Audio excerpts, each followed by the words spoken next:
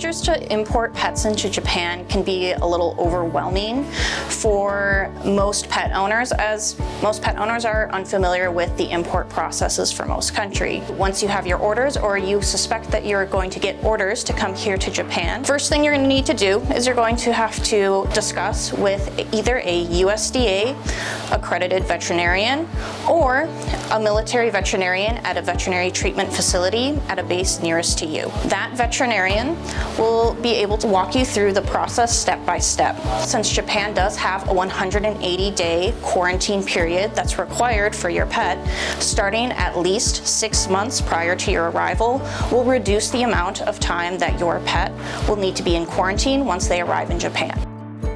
To import your pet into Japan, the required documents are going to be your ISO compatible microchip number and the documentation of its implantation date. The next is going to be 2 rabies vaccinations that have not lapsed in coverage. The next thing that you're going to need is going to be a fluorescent antibody viral neutralization test, also known as a FAVN. If you are going to be landing in either Haneda or Narita airports here in Japan, you are going to need an advanced notification sent to the Animal Quarantine Services of Japan. The other place that you may land is going to be here directly at Yokota, and you will be in process by either myself or one of the members of my team.